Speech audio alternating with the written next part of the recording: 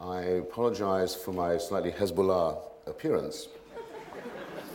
But I was told in my recent voyage to Iran that the more scruffy I looked, the more plausible I would appear, and the easier it would be to go to things like Friday prayers.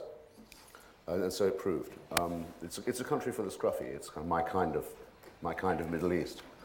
By going to Iran, a country I'd had a great difficulty getting a visa for many, many years, I think I've become the only person who has, since the year 2000, been on the ground in North Korea, in Iraq, and in Iran. In other words, I may now have a stump speech that I can go around giving. This is my prototype for it, as a matter of fact, why I suggested that we might discuss this famous question of the axis of evil and what it means, or what different things it might cover. But I want to back up a little to about a decade ago, perhaps a little more, the mid-90s and Bosnia, Herzegovina, and Kosovo, where I also spent some time. I've never actually added up the exact number of days, and it strikes me looking out at you now that a lot of you are terrifyingly young and may not even remember what it was like to live in the last months of 1989, or not remember it very clearly. But for those of us of my age, and even quite a lot younger, the sense of human emancipation that occurred with the collapse of the Berlin Wall and the implosion of the ossified form of Russo-communism that had been imposed on Eastern and Baltic Europe, and some of Balkan Europe, that sense is something I can still very vividly call to mind. I was in Romania at the time it actually happened, watching the overthrow of the Ceausescu regime, which was perhaps the most brutal and corrupt, as well as the one that was most centered on a cult of personality. And it wasn't just that it was extraordinary to see so many millions of people in so many different countries and societies simply by folding their arms and adopting an attitude of defiance, revolutionizing and changing their system. It wasn't that it was so moving to see that. It was the realization that the Cold War was over in the other way too. That it was quite likely now that we would not have to think every day of the possibility of a mistake or a crime or a blunder, leading to what was euphemistically called in my hometown of Washington, D.C., a nuclear exchange. Imagine thinking of a thermonuclear holocaust as an exchange, but that was the way we tried to make the thought go away. It was an extraordinary period.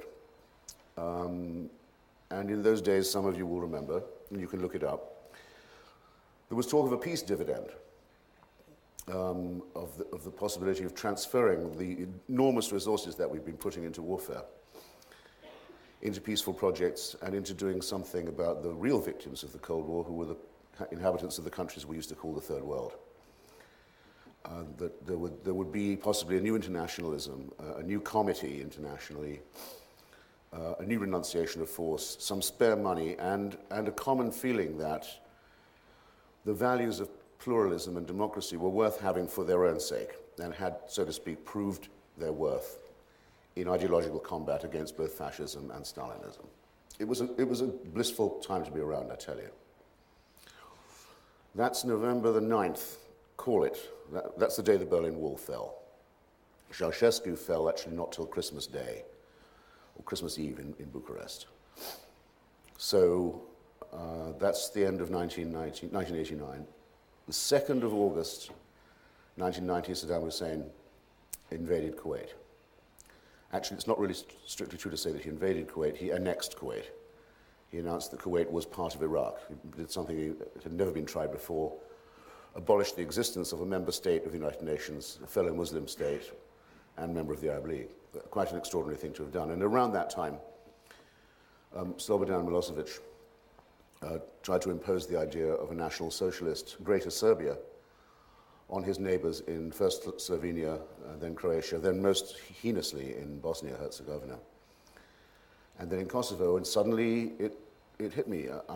I shouldn't have been part of this naive chorus about the end of history and the peace dividend. I had some reservations about it, which I published, but I had shared in the general optimism. Of course we were not yet out from under the rule or the danger that is posed by psychopathic dictatorship. So I had to spend a lot of time, first in northern Iraq, in Kurdistan, and then in Sarajevo and Mostar, witnessing what happens when dictators are allowed to get their way.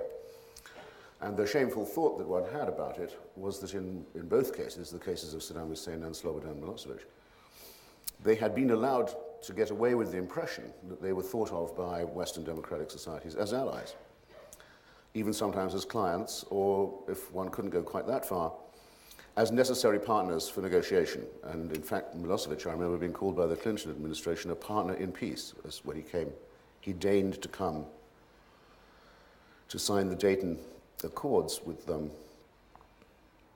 Don't let me forget his name, Mr. Clinton's negotiator, Richard Holbrooke, thank you. Although Mr. Holbrooke had to grant Milosevic immunity from prosecution to land on an American Air Force base, and this immunity was granted him, I felt that was a moment of shame. And I began to evolve the following view of it. Coexistence with psychopathic dictatorships is in fact not possible. And that is a good thing, probably, because nor is it desirable. 2 or 3 years after Milosevic had been called a partner in peace at Dayton, one of his other conditions, as well as not being arrested, was that the name Kosovo not be mentioned in any of the conversations, that the subject not be brought up. That was acceded to as well by an administration so eager to declare a peaceful victory. He had to be, in effect, evicted from power in his own country, just as those who he had evicted from their homes in Bosnia-Herzegovina and Kosovo had to be forcibly taken home and his ethnic cleansing undone. Or in all the years that were spent in trying to contain or even to coerce or to civilize or domesticate this man had been wasted. They had in fact all been exploited by him to advance his program of his mad idea of a greater Serbia. And the same had been true every time people had ever tried to make nice with Saddam Hussein. It seemed that his appetite for power only grew with the eating. And then in a country that most people hadn't been thinking about, in Rwanda, a racist party decided that it could bring about a final solution to the problem of its racism, namely the extermination of the members of the other tribe and of the members of its own tribe who were against genocide. And they knew by this stage, they knew that they could do this without the danger or even the threat or the risk of foreign intervention or any resistance to their planned program of extermination. And they were right. And meanwhile, in North Korea, the war that never stopped, North Korea is still officially at war with the United States. We are only in an armistice period, a period of armistice that was, I say we, you'll pardon me. The United States is only in a state of armistice and armed truce with North Korea. Ever since the armistice of 1951, it seemed that yet another state of the one party and the one man and the one ideology wanted to become grander still by the acquisition of weapons of mass destruction.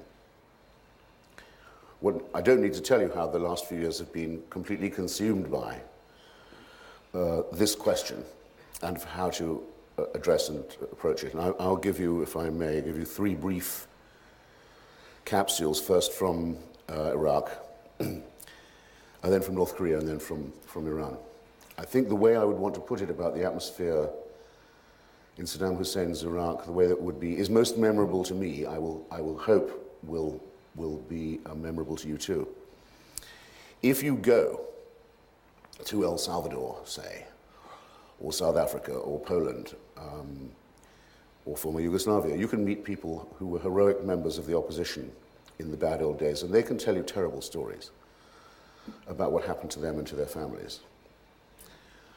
But what I noticed about Iraq was not just that every Iraqi and Iraqi Kurd that I knew could tell a terrible story about what had happened to himself or herself or their families, but everybody I knew who'd been a member or supporter of the government could tell the same story of how their families had disappeared, or how they themselves had been arrested for no reason and brutally tortured. I knew, for example, quite well a man called Mazin Zahawi. He was Saddam Hussein's personal interpreter in English. He spoke English faultlessly. He was half Kurdish, and he was 100% gay, which is a risky position already to have in Saddam's Iraq. And he privately produced a tape of the play of The Importance of Being Earnest with himself in the part of Lady Bracknell. A remarkable chap, and was always at the side of the leader. But unfortunately, he had to be at the side of the leader when, after the invasion of Kuwait, foreign leaders flew into Baghdad to reproach Mr. Saddam Hussein, to upbraid him, to urge him to get out of Kuwait while there was still time, to obey the resolutions and to avoid a war. Many of them spoke to him rather brusquely. And Saddam Hussein doesn't like being spoken to brusquely by anybody. No mafia chieftain will be insulted in front of his underlings. And those who were in the room who'd had to see it happen, namely the interpreter, I think must have known at that moment that they were going to die, because they'd seen something they weren't supposed to see. And though everyone had known all the time that Mazin was Kurdish and gay, it hadn't been held against him particularly. He was too useful. Suddenly it was announced that these things made him a traitor. And he was torn to death, torn to pieces in a dungeon in ways that I won't bother to detail to you. Another friend of mine, Naji Sabri Hadithi, the last foreign minister of Saddam's Iraq, who I'd met originally when he ran the Iraqi Cultural Center in London. He rose to be foreign minister by means of being the editor of the Baghdad Daily, which was a job of his in the meantime. One of his brothers was ambassador to Moscow for Iraq, was recalled from Moscow, tortured to death, with no charges, no explanation, nothing ever said. And the foreign minister's other brother was recalled from another post and tortured not quite to death. And he went out to be Saddam's foreign minister as a broken man. He went out to represent the man who had mutilated his family. Psychopathic, sadistic dictators like to do this to people. They like to show who's boss. People often use the word systematic when they talk about repression or abuse of human rights. They say these things are systematically abused. Of course, that's a correct way of understanding it, but it misses a certain point. It must be unsystematic also. It must be capricious. It must be unpredictable. Nobody must know that they're safe. Nobody can think, now, I now have passed all the tests that make me a loyal member of the Ba'ath Party. I'm going to be all right. They will never be allowed to get to that moment. The fear, the Republic of Fear, as my friend Kenan Makir described it in his brilliant profile of Baathism, must always be maintained. For example, when Saddam, there's even a video of this, you can get it if you want. When he purged the party, he had the room full of the Central Committee, probably about as full as this one is. And then someone is brought in to make a confession, an obviously broken person who sobs a confession into a microphone, standing there haggardly, and starts reading out a list of the names of the traitors who are in the plot. And they're in the audience, and they're pointed to, and the guards come and take them away one by one. And nobody in the room knows if they're on the list yet themselves. The people begin to weep and scream and cry and make hysterical declarations of love and adulation for Saddam Hussein, even as they're vomiting and excreting with fear. And then it's over, and the ones who are in the plot have been dragged out of the room.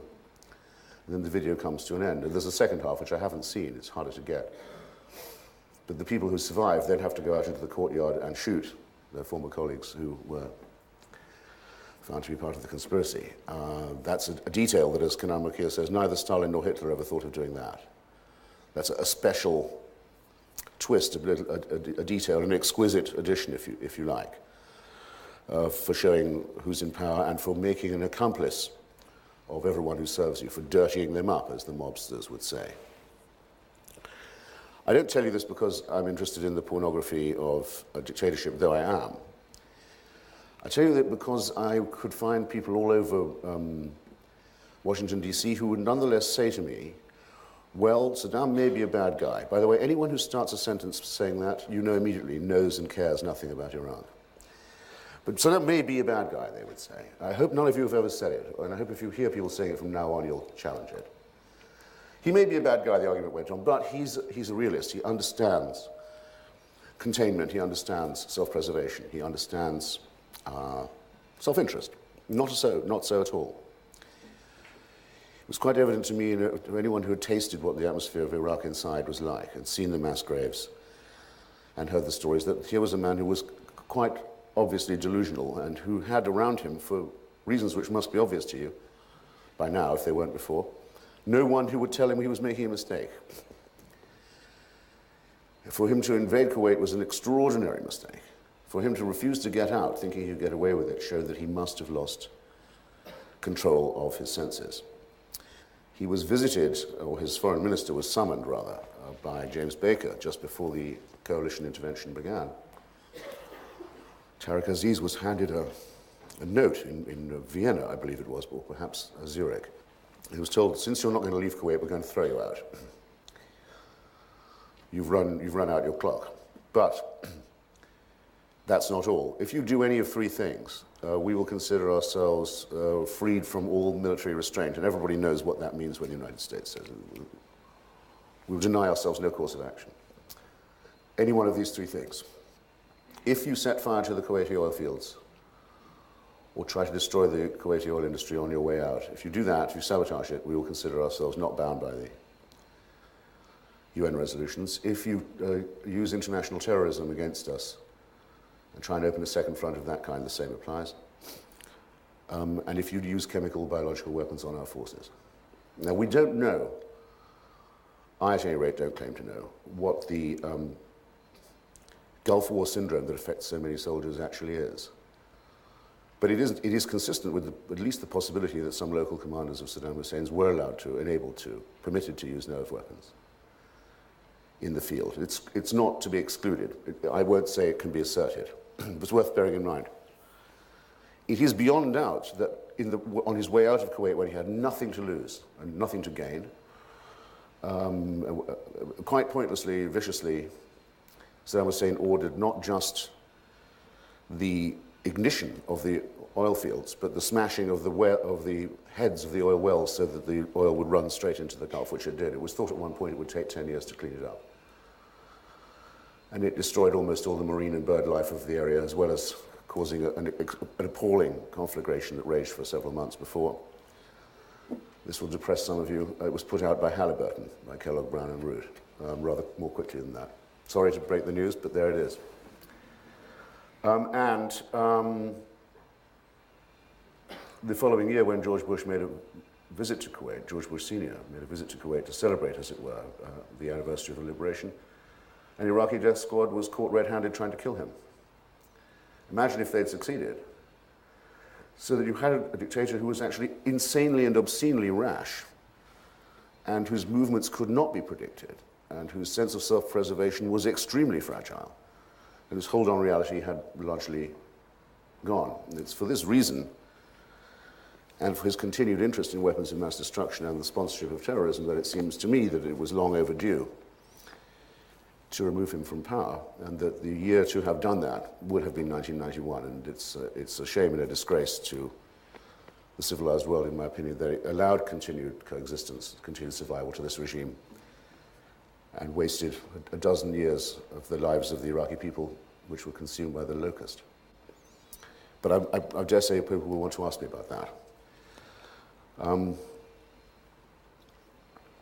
When I went to Pyongyang in North Korea and started traveling as far as I could outside the capital city, though no journalist has ever been allowed to go off on their own in North Korea, and I don't think ever will be. And in any case, it's a law in Korea that no Korean is allowed to speak to a foreign visitor. So it's hardly necessary to prevent journalists from trying to talk to them, because you can see in the face of any North Korean, if you can get that near them, that they'll back away frightened. They know they're not supposed to. One therefore can't give you quite as many anecdotes about what the texture of everyday life is. However,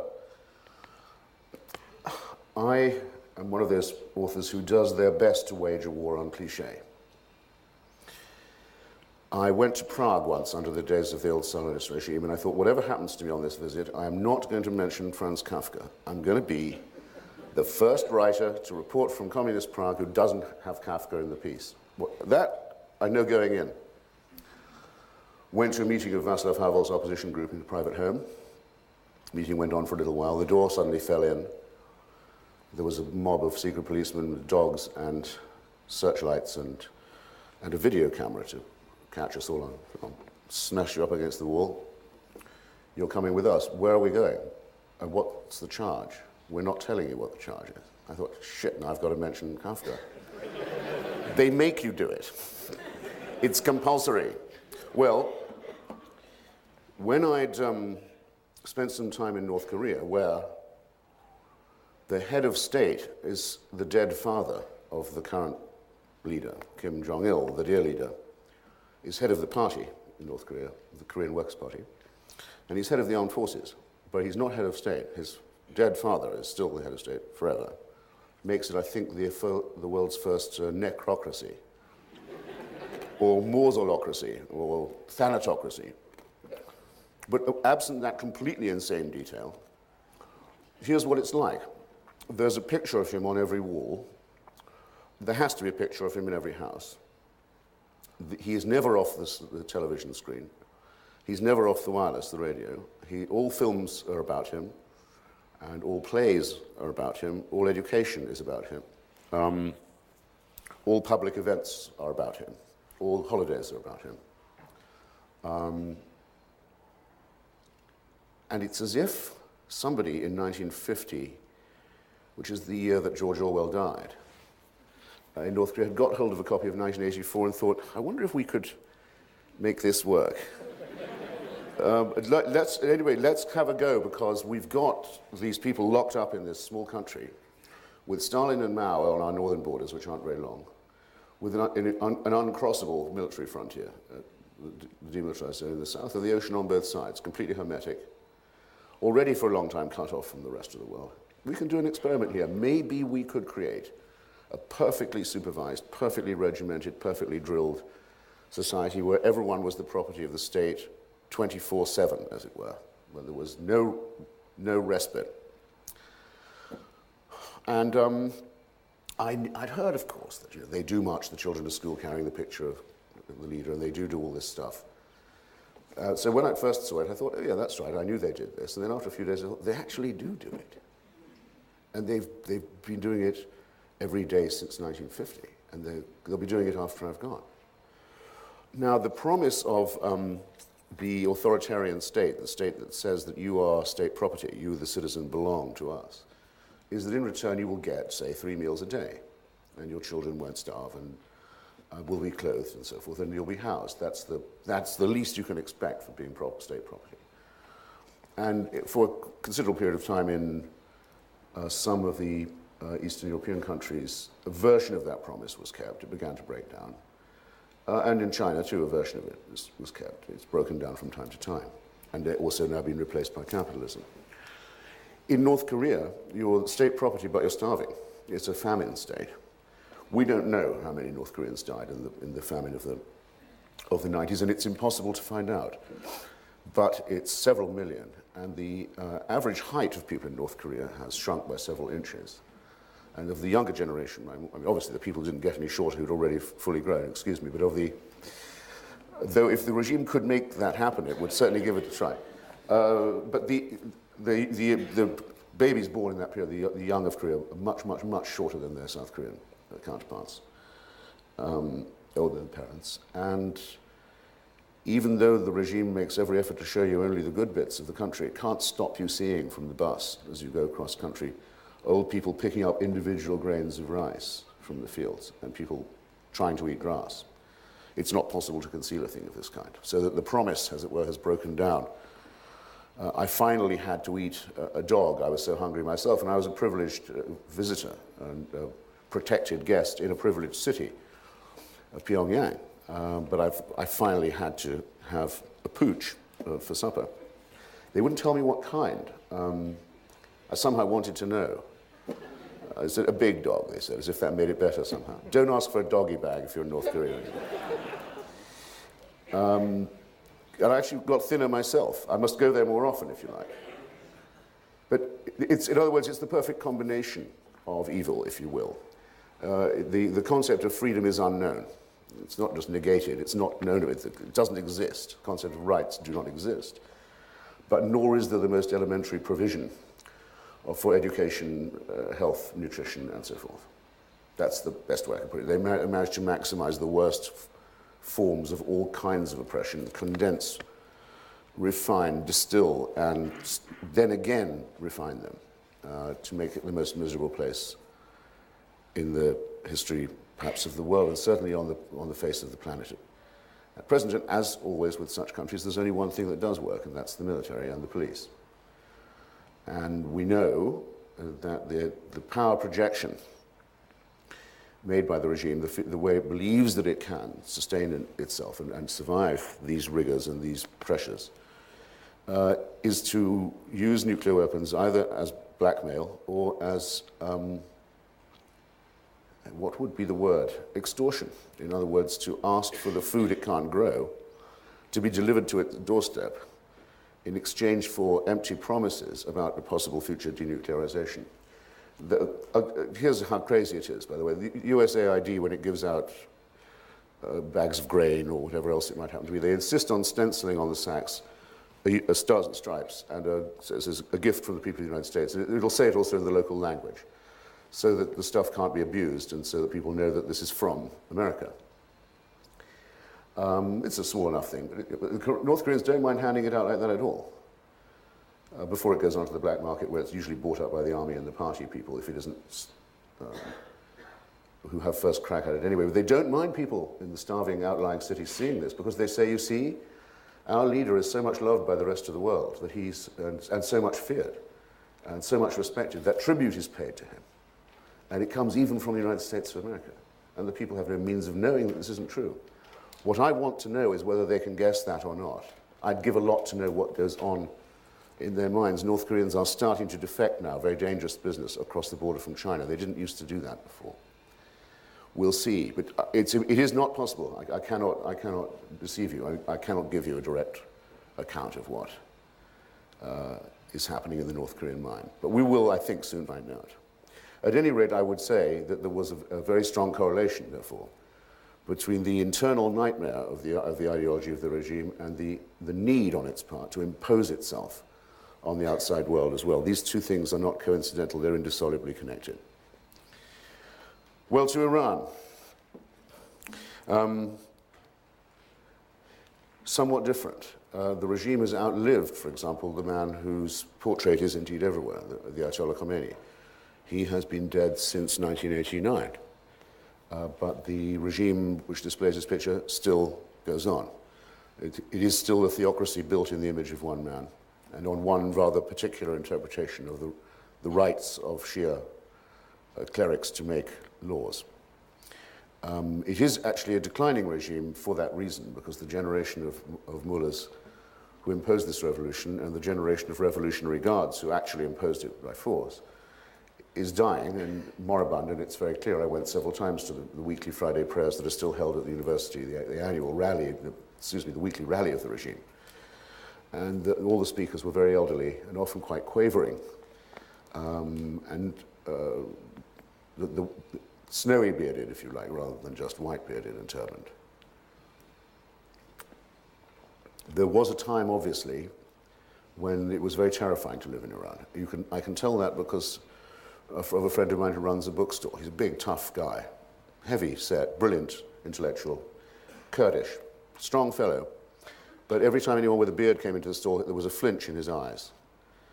He would act nervously, and someone else hide a book under the desk. Or he wasn't all that terrified when I saw him, but he was a man you could tell had lived under a reign of terror. When you've met someone who's been through that, you'll always be able to recognize the symptoms. It must have been very bad.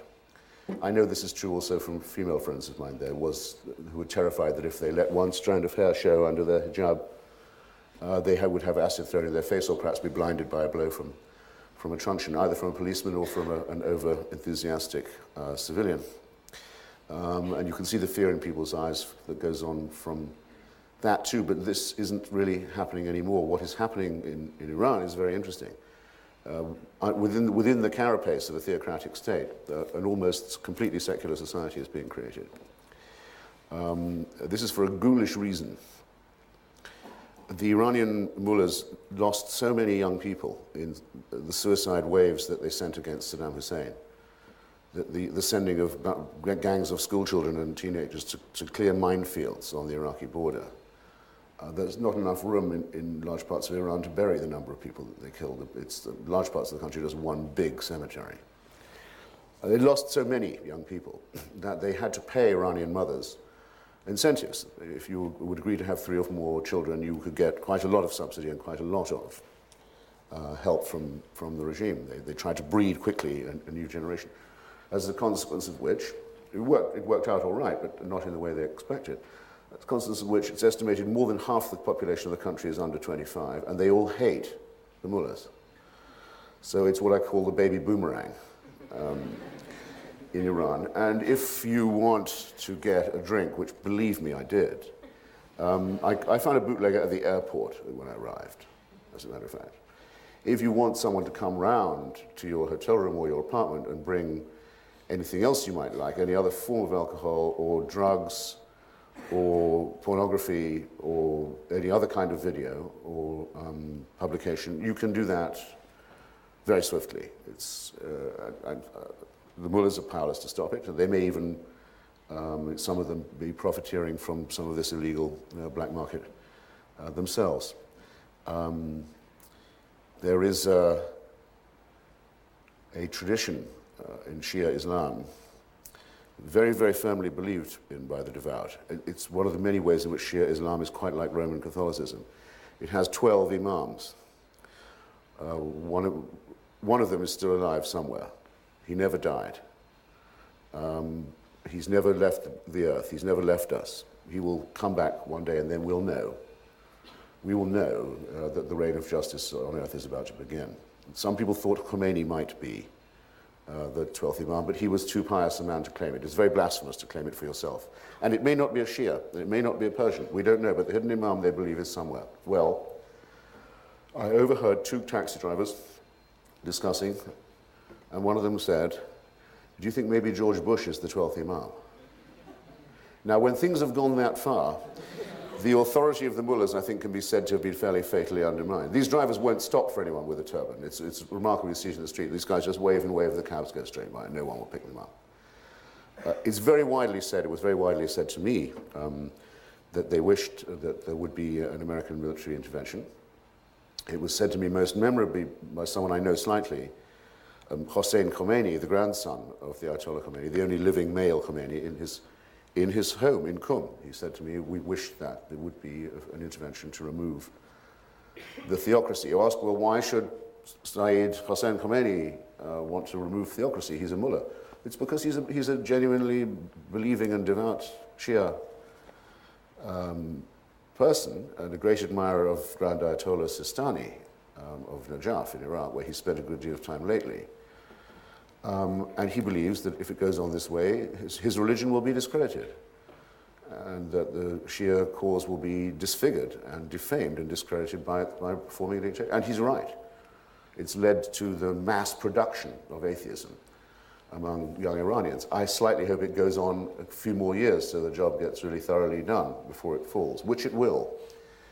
If we were able to establish an ordinary timeline for ourselves, we would say, I think, that within 10 years, the generation of the dictatorship will die out and will somehow be replaced. It'll be an organic, internal, endogenous process of self-transformation of Iran. Everyone has a satellite dish. Almost everyone has a relative outside the country. People travel.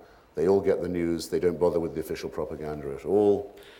And they're ready to vote. And when they do vote, they always vote against the theocracy. It's just that there's a reserve government, a secret state within the state that does not actually allow them to take power. But unfortunately, again, there is another timeline that we can't overlook, which is the surreptitious acquisition of weapons of mass destruction and the sponsorship overseas of religious gangsterism.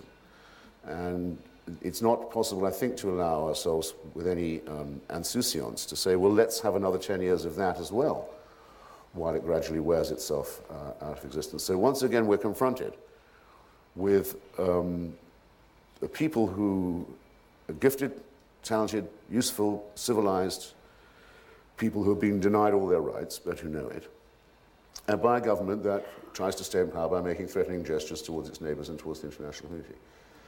This dilemma is evidently not going to go away. I have some thoughts about what might be done next about all of these things. And I think probably the moment has come when I've spoken enough in my own voice. And I'd be as interested to hear from you if you have any thoughts about this, as I would be willing and eager to take any of your questions. So, with thanks very much again for coming, I'm all yours. Thank you.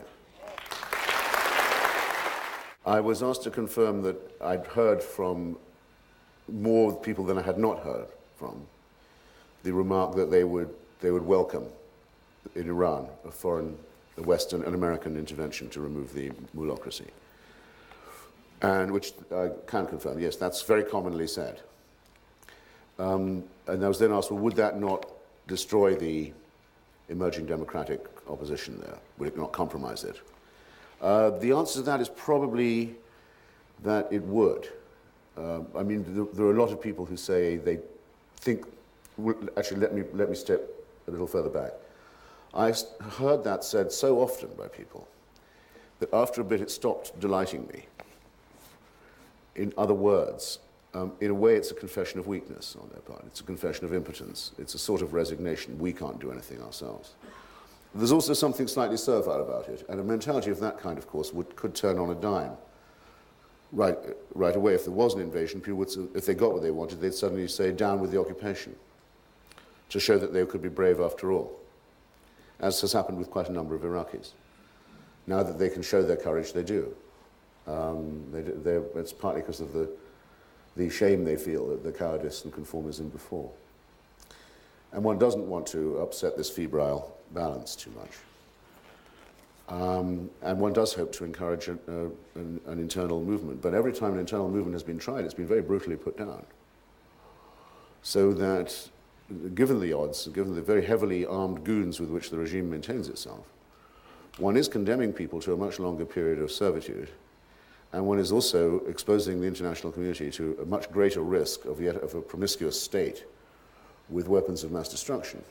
Therefore, I think everyone has to reason it and realize that we're accepting a responsibility either way, and that doing nothing is also a policy. If the EU's talks with Iran don't go well, do you see Israel intervening unilaterally like they did in Iraq, in Syria? And if so, what effect do you think that'll have on the growing movement against the mullahs in Iran? Well, it couldn't be unilateral, for one thing, because they'd have to cross Iraqi airspace, and no one would think that that had happened without Iraqi or American permission.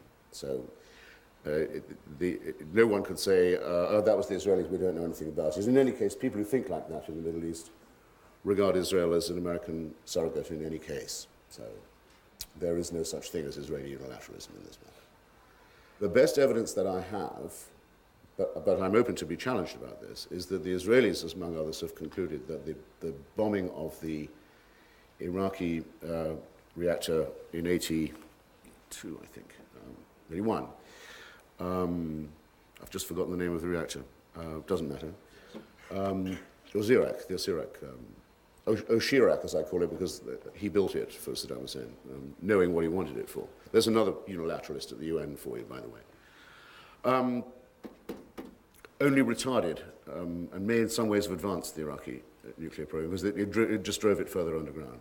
I've heard many Israelis say that. I've heard some other experts in the field of disarmament say that, good shot though it was, it didn't really denuclearize Iraq. And the Iranians, in any case, as we all know now, have configured themselves so that it will be much harder to have the core of their program taken out in any one place or in any one day.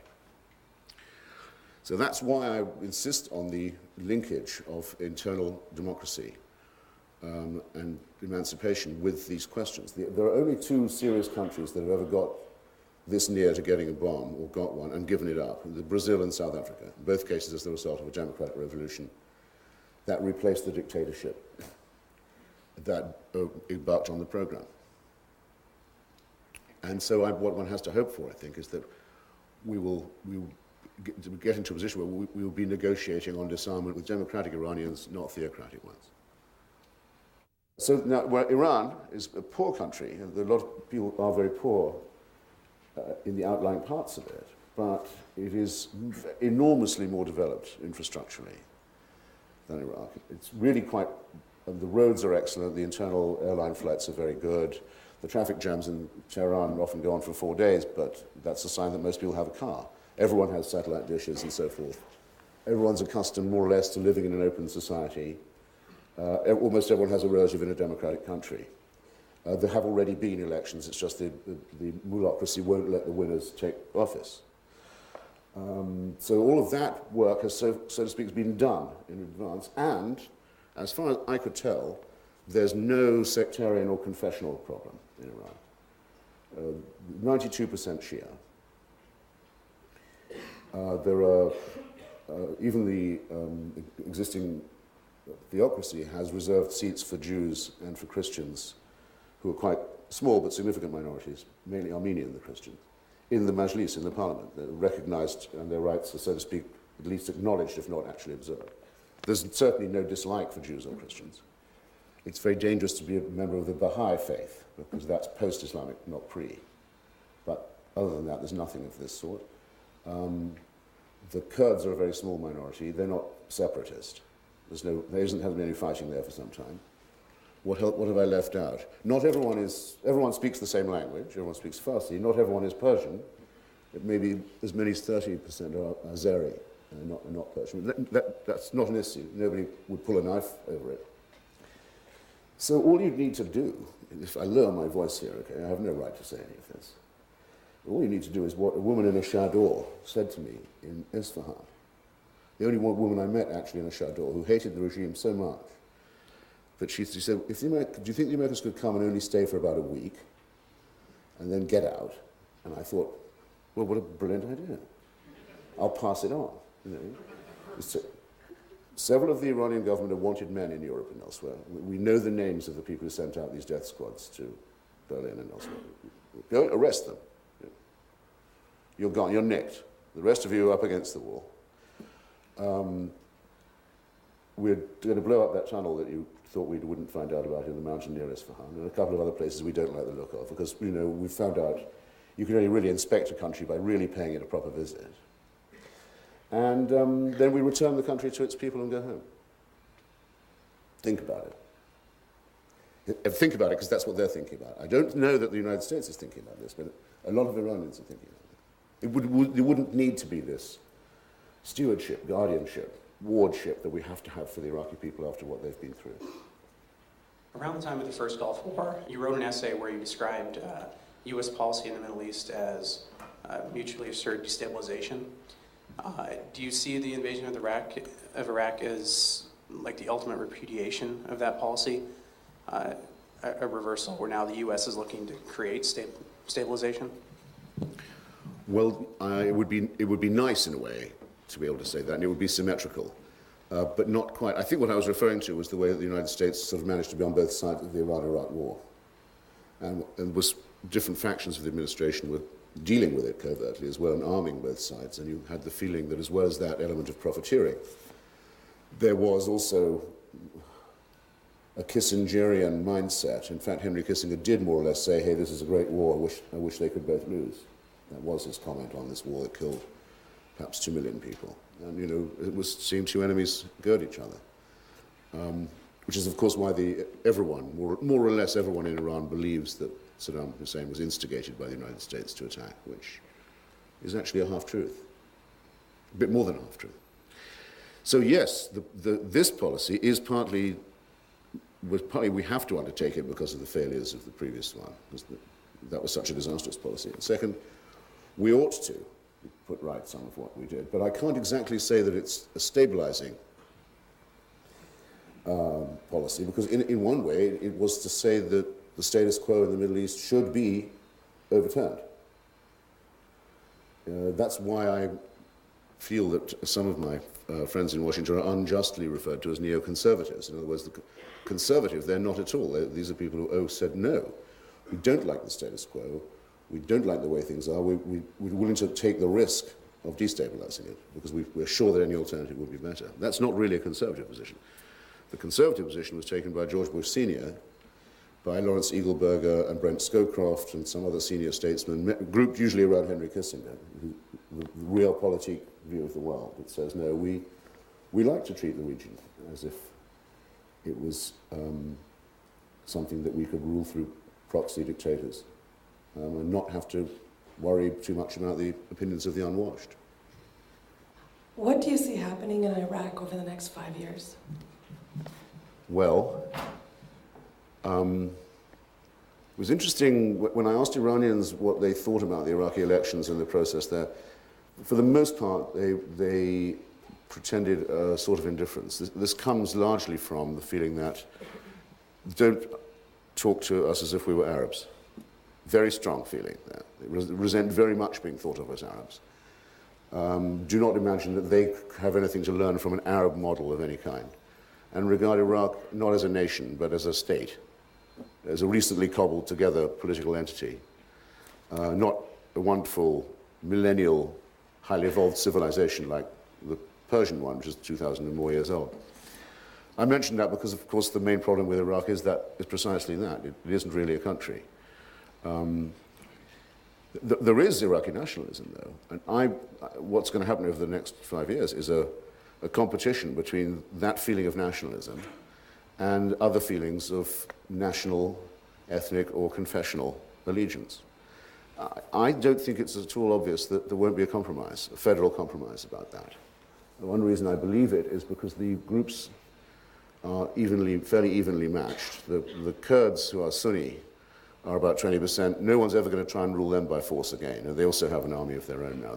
No one's ever going to be able to bully them again. The same is more or less true of the Shia. And the numbers of the Sunni are too large to allow them to be treated as a despised minority also. That's the first thing. The second is I have never met an Iraqi who is 100% Shia, Sunni, or Kurdish. That's not quite true. I have met some Kurds who hardly have any non-Kurdish relatives, because there's been... Kurdistan was governed separately, as you know, under the no-fly zones. It wasn't ruled by Saddam Hussein. It wasn't part of Iraq for the last few years.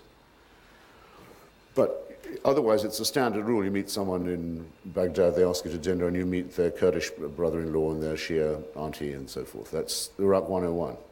It's the reason why most of the predictions about civil war have not proven to be true, and why there's been so little individual fratricide in the country, or revenge-taking.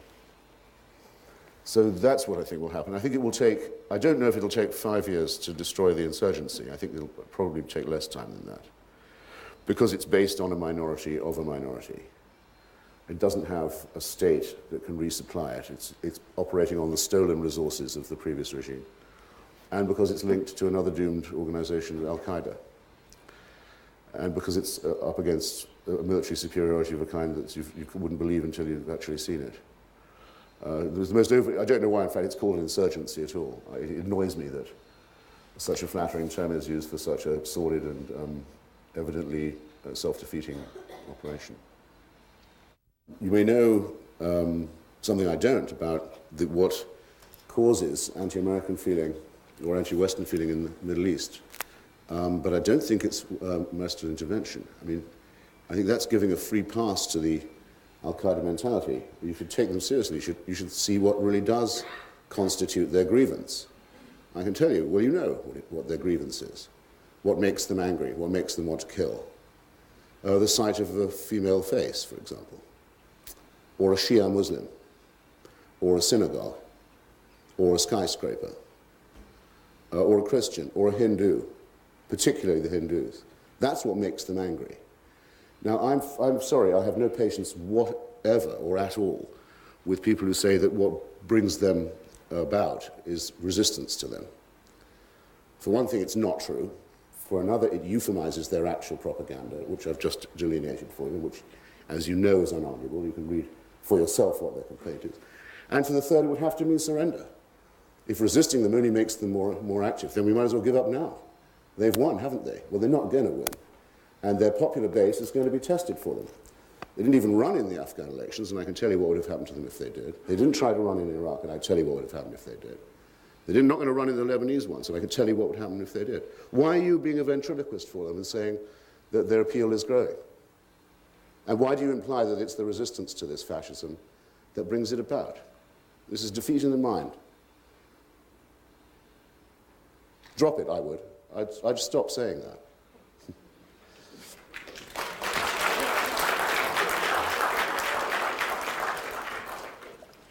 I didn't hear your entire lecture, so I don't know if you discussed Syria at any point. No, but I'd be happy to. Okay. They're kind of a question mark to me because I have the impression they're basically a secular government, and I wouldn't see them as a nation as be part of a movement to be espousing a sort of an Islamic type movement around the world, but they're always being accused of harboring insurgents. They're accused of harboring Iraqi insurgents and helping them train and so forth. Yeah. And also this issue with Lebanon, I don't remember hearing anything about this, and all of a sudden, now they have to leave Lebanon immediately. I kind of don't understand what's up with that. Right. Well, just for a start, a word on this Ba'athist secular question, which comes up a lot. There are two things you have to bear in mind if you're going to say that this is a secular policy.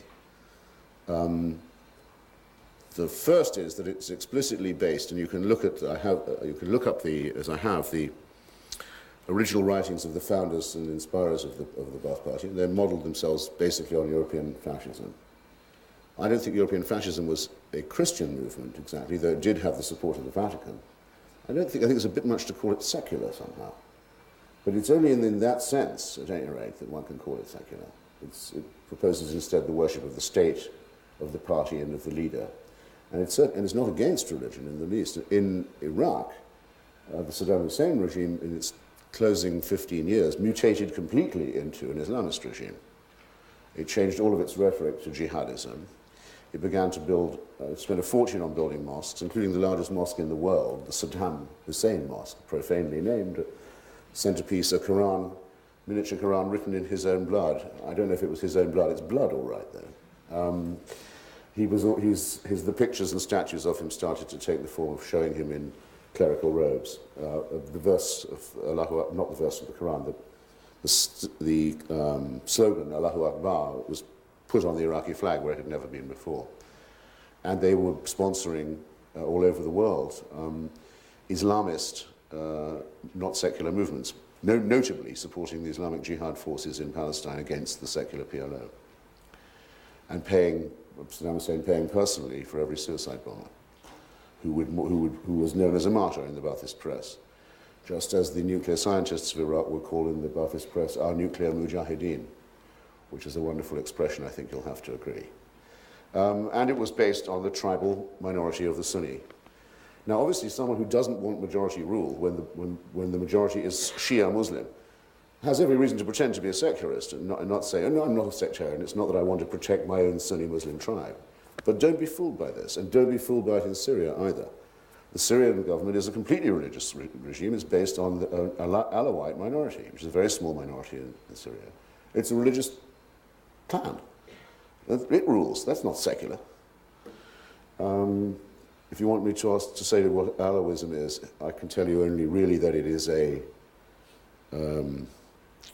variant of Shia Islam, a rather individualized form of it. But this minority rule in Syria is breaking up and hasn't long to last. But while it does last, there's no question that it sponsors what you say it does not sponsor, namely clerical terrorism around the world. Its main ally is Iran. Its main trading partner and armorer is Iran. It's just made a formal military agreement with Iran, and with Iran it co-sponsors Hezbollah,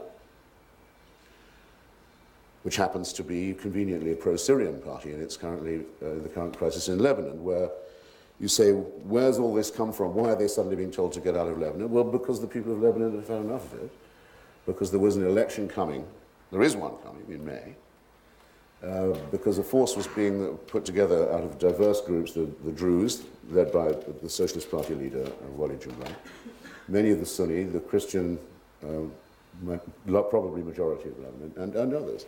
And Mr. Rafiq Hariri was going to join this coalition, and if he'd done so, it would have been very hard for it not to win. So, like everyone else who's ever criticized Syrian rule in Lebanon, he's been murdered. I don't say the Syrians did it. I say that that's what always happens to people who criticize Syrian rule. Those are the facts. That's what happened to the previous head of the Socialist Party, Kemal Jumla. That's, I think, why you'll find that suddenly, all of a sudden, in a way that seems to have upset you, I'm sorry, they're being told their time in Lebanon is up and they should go, as they should. a week ago, Russia proceeded with its agreement with Iran to provide them with enriched uranium. They're also supplying mid-range missiles to Syria. And this is all following a brief meeting with the president about 2 weeks ago in Europe. There's criticism on both sides of the aisle that the president blinked during this meeting. And I was hoping to gauge your thought and opinion on where is the U.S. relation, where are the U.S. relations heading with Russia, particularly with respect to the Middle East, and what are we essentially looking at? Are we again looking at a stare down with Russia, or do you hope that the situation will come around because the sentiment is for democracy is too great? The stupidest thing that I think that George Bush has ever said, some might laugh at this point and say, how long are you going to go on before you pick one? But actually, I think he said many quite shrewd things, including about the axis of evil. After all, think what we've been talking about just now. Who says he wasn't right to say that was an axis of evil? Nobody says that now. Everything we found out about those countries was much worse than what we thought, for most people to find out anyway. However, I should say the stupidest thing the president said was as soon as he saw that Vladimir Putin was wearing a crucifix around his neck, he knew he was a man who could be trusted. I have garlic under this, in case you're wondering. And he looked him in the eye and he knew he was a great man. And I mean, I thought, oh God. So that really is what you get if you're faith-based. You get a KGB weasel as your partner. And it's too late to say that you think he's no good after you've endorsed him in that manner. Now, since that time, Mr. Putin intervened outrageously in the attempt of the people of Ukraine to make a self-determined government of their own. I do not believe, I say it flatly, I do not believe anyone in the Ukrainian KGB would have dared to try to poison the opposition leader if they thought the Russians didn't know or might disapprove. It is not possible in that milieu for the approval of Putin, at least negatively, not to have been sought. And I think that question should be asked much more aggressively than it has been. Mr. Putin's policy of unilateralism in respect of Iraq at the United Nations, putting Russian interest, or the interest actually of a clan of former Soviet mobsters who are owed a lot of money by Saddam's regime and who were trading on the oil for food program, which is largely run through Russia, was scandalous. That's unilateralism at the UN, not what the United States was doing, which was trying to get the existing resolutions enforced. And yes, now Syria and now Iran.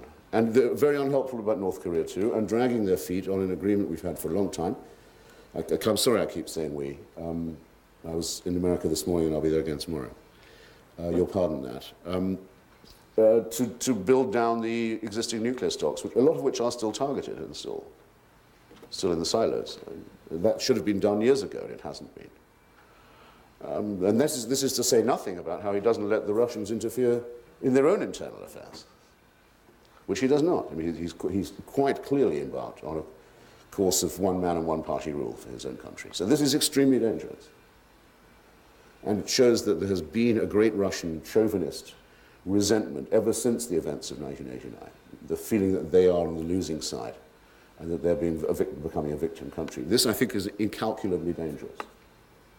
You mentioned three very repressive regimes, of which one, the United States intervened in Iraq.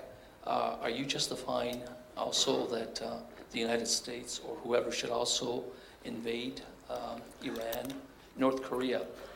And on that basis, if your answer is yes, I mean, who becomes the arbiter, and what is the criteria then for not invading Saudi Arabia, Egypt, whatever repressive regime?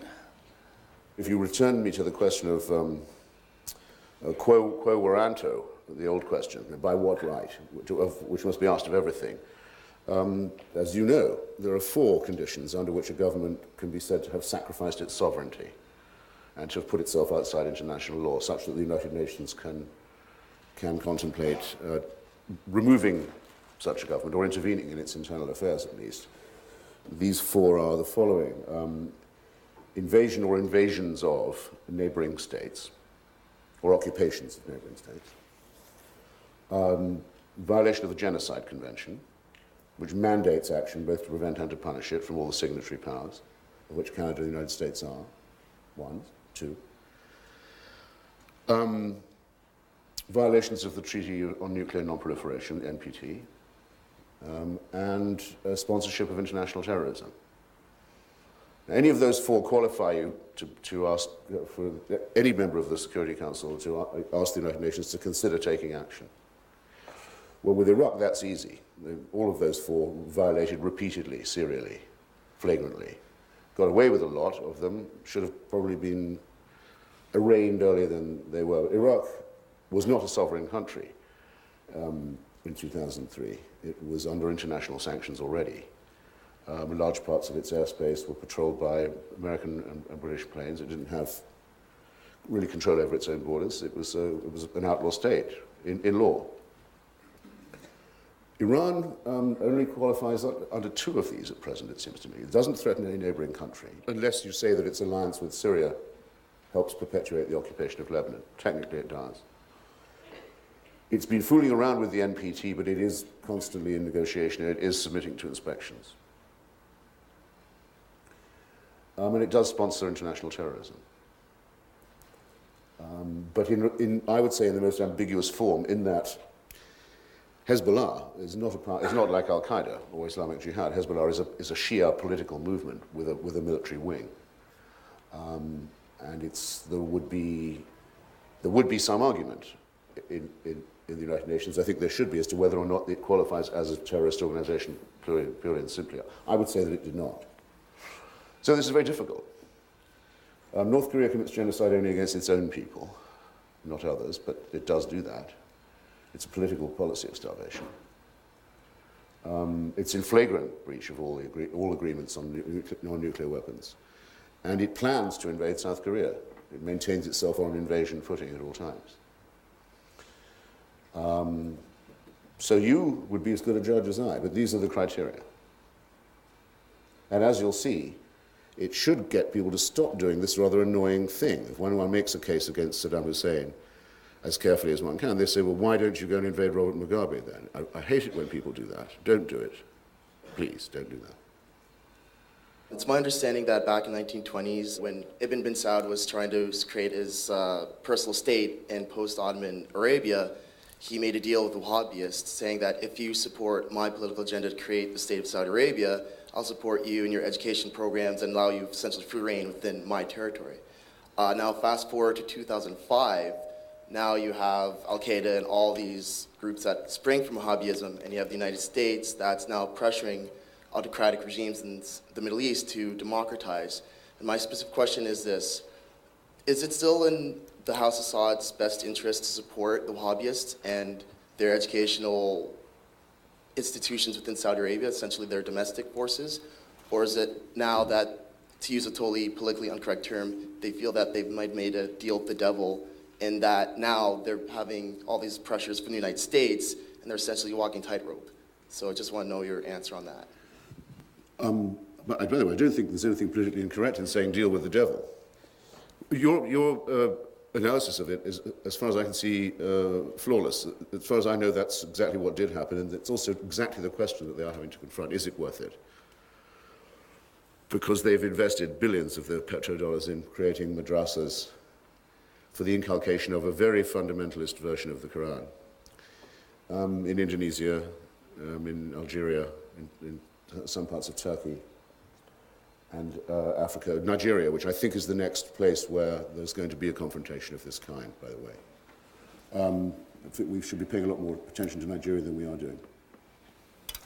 And also in the United States and Canada, where very often now the Wahhabi version of the Bible, which explicitly, of the Quran, the Holy Book, which explicitly endorses and calls for violence against unbelievers, is being used by imams in our prison system. I mean, that's not mince words here. There's an attempt being made to build a secret army within Western society out of criminal elements, and to supply it from outside, and to keep it, and to give it an ideology that would really discipline it. And this has to be taken very seriously. I think that the Bush administration has been hopelessly laggard on this question. The president has never used the word Saudi Arabia in the same sentence as the word terrorism, and he's used the word terrorism a lot now. I think just by, churning around, one day the word Saudi ought to turn up in the same. Just doesn't seem to do it. He's used it in conjunction with almost every other word, so that he makes it sound like tourism now every time he speaks. It's how I hear him say the war on tourism. Well, which I wish also would break out. I think he should say very plainly to them that there will be not one more school or institution open with Saudi money on American soil unless churches, synagogues, Shia mosques, and centers of atheist humanism can be legally open in Saudi Arabia. If they don't say yes to that, it's over. Finish. And the worst will follow. But we cannot have a situation where they're training guerrillas in schools in the United States and in the prisons and trying to do it in the army under the protection of the First Amendment. And it's illegal to be a Christian in Saudi Arabia. It's illegal to be an atheist. It's illegal to be a Jew. And it's very nearly illegal to be a Shia. Though one of the very good things that has been happening lately is the signs of stirring among the Shia people of Saudi Arabia who happen to do the heavy lifting in the oil fields and all the stoop work down there. And they're beginning to get ideas out of Iraq, and I hope we're encouraging them to do so and make life hell for the kingdom and for the Wahhabists, where they live every day. Do something mean to them. What is the real relationship between China and North Korea, and could the Chinese impose change there? The answer to that is certainly that they could. I mean, part of the reason for the collapse of the North Korean economy was the collapse of communism in China and Russia and the end of the traditional subsidies that had been given to them. That plus their own fantastic agricultural incompetence. And the Chinese control most of the avenues through which trade goes in and out of North Korea. And there is also, on the other side of the Tumen River that separates the two countries, there's a Korean-speaking area in that province on the border. There's a large Korean-speaking minority, ethnic Koreans, in fact, in China, which gives them an interest because that's where the refugees are going. And obviously China hopes that North Korea does not completely implode, because if it does, the whole population will try and escape into China, facing them with a huge demographic crisis, a minority crisis that they don't need. So they're very interested in getting a soft landing for the regime. And this may explain why they seem reluctant to do anything very public. But they have a real interest on the disarmament question, which is this. If North Korea carries on with this promiscuous policy, it will almost certainly force the Japanese to declare themselves a nuclear power. The Japanese, we know, have the resources to, and they possess the knowledge to put together a nuclear weapon in a day. They just don't do it because their constitution forbids them to do it, and because there's a very large public opinion that is, for obvious reasons, very anti-nuclear. But if you remember, when the Koreans last tested their long-range missile, the missile that they've been selling, by the way, to Iran, and were going to be selling to Saddam Hussein had he stayed in power, they tested it without warning by firing it across Japan. So it landed on the other side of Japan in the sea. That's how the Japanese found out. That does make them nervous, because it means they don't have to ask the question, I wonder if they can reach us. Now, China quite obviously does not want a nuclear Japan. So you can do the triangulation of it very simply. It's obviously in China's national interest to keep Japan non-nuclear. So for them to do that, they'll have to make sure that North Korea becomes non-nuclear too. So it would be nice, I think, if the Chinese acknowledged that this was the fact. And we're not asking them to do us a favor. We're asking them to do themselves a favor, as well as, of course, the people of North Korea. My question, we were talking about negotiations and your sticks and your carrots, and you were saying you need the other boot to kick them if they don't follow through. Well, look back to the 94, the agreed framework with North Korea, and they broke it 5 minutes later. When we found out in the fall of 2002 that they weren't agreeing with it, what should have been the reaction? Come to the table again, and we'll negotiate from this point, or something else, the stick? Well, there's a hideous difficulty here, which you probably understand, some of at least, which is the same as the one I dwelt on with Saddam Hussein. We don't think that the mullahs are, I probably should have said a word about this. I don't think that the mullahs are mad in Iran. I think they're quite cool, quite calculating, very cynical, very corrupt guys. They profit enormously from the present status quo. They'll do their best to hang on to it, but they're not deranged, they're not delusional. That's their religion is partly it does make them believe and do some very stupid things that often are against their self-interest. But that's what religion does. It's not as toxic as Wahhabism. With North Korea, though, there's every reason to think that there is an element of insanity, not just in the leadership, but in the very system itself. It's set up to drive people mad. And thus, it's very difficult to calibrate a reward and punishment system with them. And I've been on both sides of the demilitarized zone of Korea now. It's a huge concentration of violence. And the problem is that the capital city of Seoul, the capital city of South Korea, is about an hour's, maybe 2 hours drive. It's very near the border. And it's a huge city now. And it's also the capital of a flourishing democracy now, after a long struggle. And it could be saturated with conventional fire from North Korea. And every time that has been war gamed, and I've been to some of these war games at the DMZ, you start with losing Seoul. Without the nuclear question coming into. Now, if those North Koreans do that, of course, that's the end of their regime. Not just their regime, it's the end of the state. North Korea isn't a country. That would be the end for them if they did do this, but we would have lost our brothers and sisters in Seoul. Now, if the United States was the country that some people think it is, it would say, well, who cares? We don't live there, and Korea would never be a problem again. But we can't do that. We can't take that chance. Otherwise, you could send a squadron of planes over North Korea and you could denuclearize it in an afternoon. That isn't a problem. And you could, in the best time to do that, some people argue, would be right now, before the reactors fully come on stream. But we can't bet that they wouldn't destroy themselves in an attempt to destroy us in the process. It's morally not possible to take that chance. And if you refuse to pay any more tribute to them, on the extortion side, leaving the blackmail part for the moment, moving to the extortion side of it, you say, right, we're not going to give you any more food. You know who's going to go hungry, and it's not going to be Kim Jong-il. And again, it's morally very difficult to say, well, we hate you so much, we'll starve your population.